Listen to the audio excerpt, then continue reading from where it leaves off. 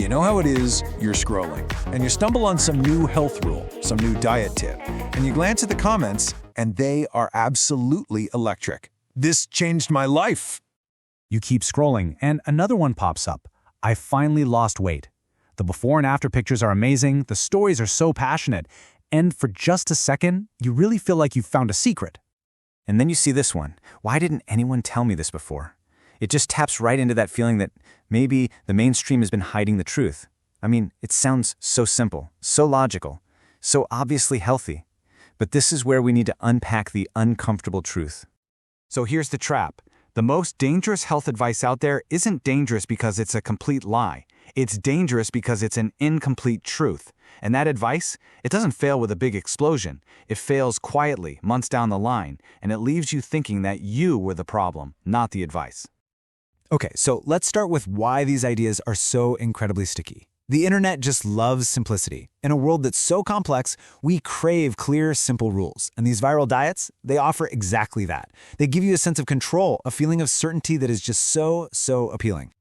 Just think about the rules you hear all the time. Cut all carbs. Why is that one so popular?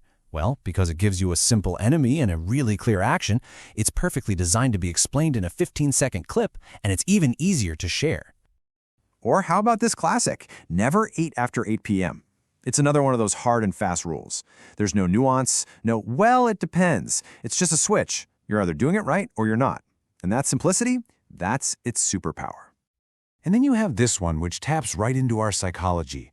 If you're hungry, you're doing it right. This little phrase reframes the whole thing as a moral challenge. It makes you feel like discipline equals success, and being hungry is some kind of virtue.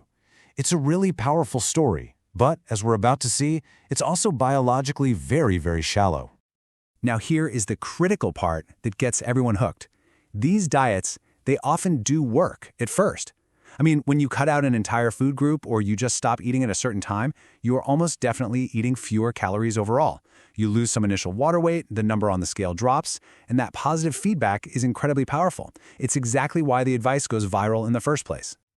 And this is the pattern that almost everyone goes through. Week 1 is the hook. The results feel amazing, everyone's telling you how great you look, but then you hit week 8, the stall. The magic starts to fade, your progress slows way down, and by week 16, you hit the crash. You are just burnt out. The constant restricting is exhausting, and then the rebound starts. See, that early success isn't proof that it works long-term. The real test is what happens after all that novelty wears off. So why does that crash happen? This brings us to the core science of it all. When these diets fail, it's almost never a failure of your willpower. It's a totally predictable collision with your own biology. Your body is this finely tuned survival machine, and it sees extreme, sudden changes as a threat.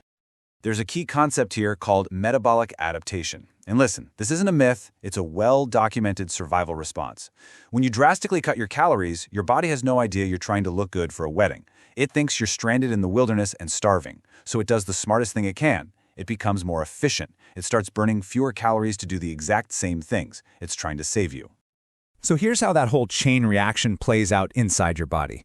First, your calories drop, like way down. In response, your body cranks up a hormone called ghrelin. That's the I'm hungry signal.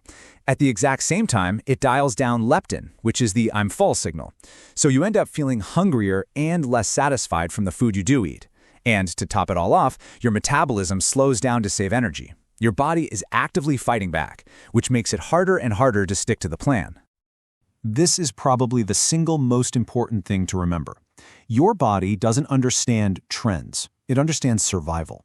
It doesn't care about the latest influencer's diet plan. It has one job, one prime directive: keep you alive.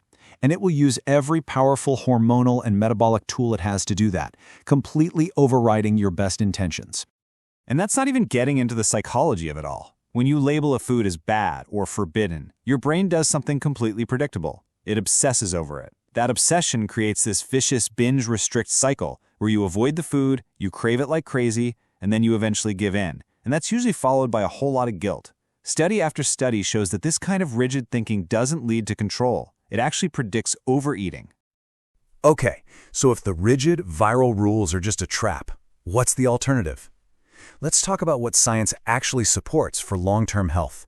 And what you're going to find is that the answer is really effective, but it's not flashy.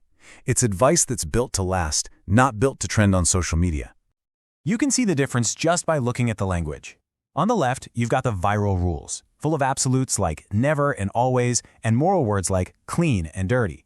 But on the right, you have flexible principles, things that focus on awareness and sustainability. It's way less dramatic, it's less exciting, and that's exactly why it works.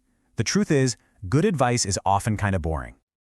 So what does that actually look like in practice? Well, it means being aware of calories, but not obsessing over them. It means making sure you get enough protein and fiber to actually feel full and support your body. And it also means prioritizing things like consistent sleep and managing your stress, both of which have a huge impact on your hormones. When you look at the large-scale studies, the single strongest predictor of success isn't the specific diet you choose, it's your ability to stick with it. And flexibility, that's the key to consistency. So the next time you see a piece of viral health advice, I just want you to ask yourself this one question. Is this advice built to last?